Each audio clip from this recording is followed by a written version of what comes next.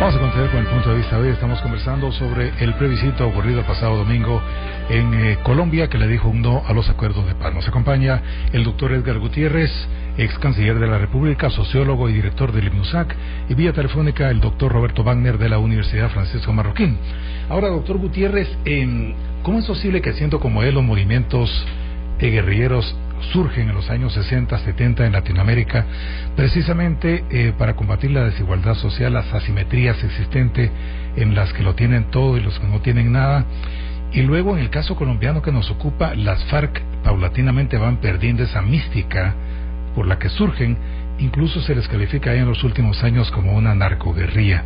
¿Qué es lo que sucede para trastocar esos aparentemente principios que dieron origen a su fundación?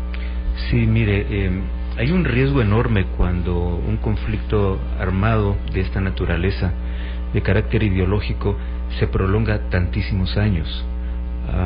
En Guatemala, bueno, tuvimos 36 años, en Colombia 52 años van ya, y ocurre que cuando se traslapan las geografías de las organizaciones guerrilleras con las geografías del crimen organizado, más temprano que tarde ceden a la tentación de recibir financiamiento, o sea, de tener una alianza funcional, financiamiento, armas, etcétera.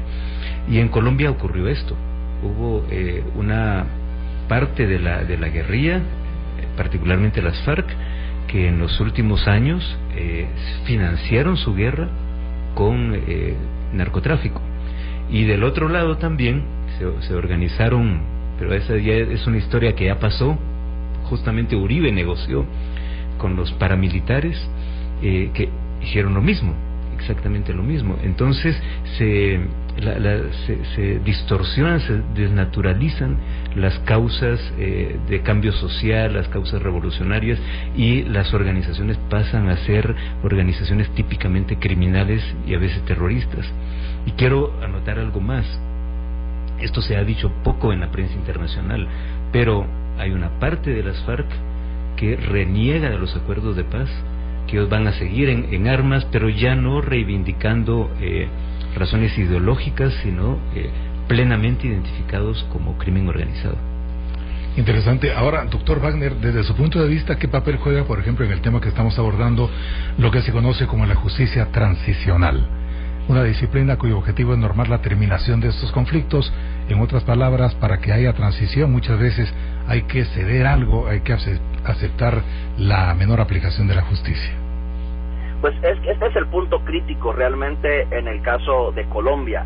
O sea, cómo es que en la transición de un conflicto a la paz, como es en este caso, cómo es precisamente que se tiene que aplicar una justicia, digamos, hacia las distintas partes. Y que no solo tenemos que hablar de las FARC, se pueden hablar también en un momento dado el papel que en un momento dado juegan también, digamos, las estructuras paramilitares. Lo que sucede es que las FARC, como bien decía el doctor Gutiérrez, o sea, estamos hablando de un grupo que prácticamente durante los 80s, pero desde los 90s hasta la fecha se refuerza como un grupo, primero como una narcoguerrilla y después ya llevando a cabo actividades calificadas como narcoterrorismo. Entonces, y que en ningún momento en todo este periodo de tiempo llegó a superar incluso el 1% de popularidad o aceptación, si quieren verlo así, entre la sociedad colombiana. O sea, no hay duda de que son los malos de la película. Ahora lo que pasa es que también cómo se va a crear un sistema jurídico en el cual aquellos que hayan cometido crímenes, abusos, violaciones a los derechos humanos de lesa humanidad y que documentados hay muchísimos de estos, vengan y enfrenten procesos de justicia. ¿Cómo es que tiene que ser esa justicia? ¿Cómo se tiene que llevar a cabo con tal de que las personas que fueron víctimas de los vejámenes de este grupo vengan y estén dispuestos o reconozcan que el crimen no paga, que el Estado también juega ese papel, digamos, donde aplica la justicia, aplica el peso de la ley? Y entonces este es el tema muy controversial, que es un tema que, como ya lo han referido, ha sido también controversial aquí en Guatemala. los procesos de amnistía. ¿Qué es a qué se le aplica una amnistía? ¿Cómo es que se procede con esa amnistía? Y nuevamente, el camino es, en Colombia se siguió un camino distinto al de Guatemala en cuanto a un modelo, este modelo más voluntario, que fue algo que se estuvo aplicando en un momento dado en Sudáfrica. Pero nuevamente, a pesar de que yo, al leer el acuerdo sobre justicia, todo el mecanismo se ve muy interesante, pero simple y sencillamente yo creo que nuevamente, o sea, es complejo de explicar, y la visión de venir y decir, bueno, es que voluntariamente se van a presentar ciertas personas que cometieron eso. No existe la confianza del pueblo colombiano en que en las FARC y algunos otros actores voluntariamente van a hacer esto. Ese punto yo creo que va a ser el punto más importante en lo que va a ser la renegociación de estos acuerdos. Interesante. Ahora la pregunta, doctor Gutiérrez, sería ¿hasta dónde y hasta cuándo estarían las FARC dispuestas a ceder espacios sobre lo que ya se concilió? Bueno, se ha establecido una fecha tentativa, ¿verdad? Que es 31 de octubre. Esto que el presidente Santos llamó la zona gris, o que podríamos denominar también el armisticio, una paz armada con cese al fuego. No es mucho tiempo, y a pesar de la buena voluntad no está clara la ruta, porque sinceramente hablando nadie pensó en un plan B. Todo el mundo se fue porque esto ya era un hecho. Aquí el primer paso va a tener que ser el que las FARC, y en esto tiene mucha razón el doctor Wagner, la pelota está en su cancha, y que las FARC acepten abrir el acuerdo. Es un acuerdo larguísimo que se negoció durante muchos años. Revisar el acuerdo en cuanto al tema de impunidad. Aquí en Guatemala, ustedes recordarán, y todavía es un tema de actualidad, el tema de juzgar crímenes de guerra o juzgar graves violaciones de los derechos humanos, porque aquí fue al revés. Aquí la carga principal de las violaciones cayó sobre las fuerzas oficiales, sobre el ejército de Guatemala, y entonces aquí cuando vienen las víctimas y reclaman justicia, el contraargumento es, pues, se están abriendo las heridas, es una venganza, lo que no lograron por la vía armada lo quieren ahora lograr en los tribunales, etcétera, etcétera. El mismo planteamiento está ocurriendo en Colombia, solo que con los papeles invertidos. Y la lección, y ahí nos podemos ver en un espejo nosotros, es que una paz con impunidad no es sostenible. Hay que dar respuesta a las víctimas civiles que eran no combatientes y que sufrieron estragos por los excesos o por las planificaciones, ¿verdad? Habría que ver exactamente el tema, pero definitivamente se trata de abrir los acuerdos. Ahora se incorpora un tercer actor, que es el actor del no, y esto va a llevar su tiempo, pero el punto de partida para que esta incertidumbre termine es que las FARC dé una declaración de buena voluntad, diciendo estamos dispuestos a abrir el acuerdo, y entonces ahí otro punto de partida.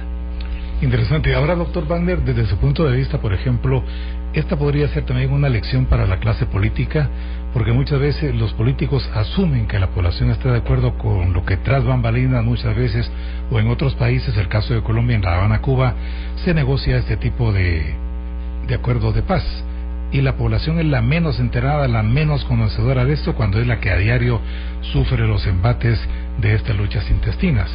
¿Considera usted que la población colombiana ya está madurando democrática y políticamente como para que también se le siente a la mesa de discusión y que no sean únicamente los componentes políticos o elitistas los que discutan qué va a pasar en Colombia? Sí, definitivamente, es que ese para mí es un contexto muy distinto con lo que fue la consulta popular a las reformas constitucionales que se llevó en el 99 aquí en Guatemala. Colombia es un país que desde finales de los 90 y durante todo lo que ha sido este siglo se ha ocupado y ha trabajado fuertemente por mejorar una presencia del Estado en las áreas, primero retomar control de las áreas urbanas, retomar, digamos, proveer una mejor asistencia en términos sociales, educación, salud, programas. Aquí el presidente Uribe ha visitado Guatemala y en diferentes ocasiones ha hablado de los programas de cohesión social que llevó a cabo en Colombia, programas con el objetivo de reforzar la presencia del Estado en aquel país. Entonces estamos hablando de un contexto muy distinto, porque hoy es una Colombia bastante más informada, con digamos mejores estructuras o mejores servicios sociales de parte, en materia de educación, en materia de salud, de parte del Estado, muy distinto a lo que pasó, por ejemplo, en un momento dado en Guatemala. Ahora bien, por otro lado, yo tuve la oportunidad de hablar con algunos colegas colombianos que me dijeron, bueno, ojo, que también esto en un momento se sentía que Uribe estaba a favor del no, porque él quería ser el protagonista de todo, y Santos igualmente estaba tan a favor del sí, porque él quería ser el protagonista. O sea, la imagen del político tratando de llevar agua a su propio molino también fue algo que siento yo que afectó o molestó a ese porcentaje tan fuerte de abstencionismo que hubo en ese país. Entonces sí, definitivamente también es una lección. Ahora, doctor Gutiérrez, precisamente un comentarista muy reputado del diario El País de España, Héctor Abad Facholince, escribía esto precisamente el 4 de octubre. En Colombia, como en el mundo entero, la lucha democrática se juega entre una clase política vieja y cansada contra otra clase política menos sensata, más corrupta que la tradicional, pero cargada de eslóganes y payasadas populistas. El populismo, la demagogia vulgar, ha arrasado en todo el mundo. Todos son demagogos perfectos, cleptócratas que denuncian a la vieja cleptocracia. ¿Se dio esto en Colombia? Bueno, esto de la cleptocracia es un mal de toda América Latina. Sin embargo, Colombia tiene también ejemplos de buenas gestiones, sobre todo a nivel de gobiernos locales, que sí han hecho la diferencia. Han hecho la diferencia en cuanto a gestión, manejo transparente de presupuestos y cambios en la forma de vida de la gente. Uno va hoy día incluso a Bogotá, que está un poquito descuidada, ya no es la Bogotá de hace 20 años, o hace 15 años. Uno va a Medellín es una ciudad modelo en América Latina, sistemas de transporte, basura, la seguridad. Estamos hablando de una ciudad hace 15, 20 años invivible, ¿verdad? Ahora uno sube a los barrios populares donde antes se refugiaban los paras y se refugiaba la guerrilla, y ahora son barrios de paz donde los niños pueden jugar, la gente puede transitar sin problema. Es decir, sí ha habido algunos cambios a ese nivel. No son los cambios a nivel de los grandes partidos políticos, son las expresiones políticas locales, como digo, a nivel de municipios, a nivel de provincias, que han animado a la gente. Ahora, lo que no nos dice el analista del País es el papel protagónico que comienza a jugar la sociedad civil. Eso para mí es lo más relevante, porque es la sociedad civil.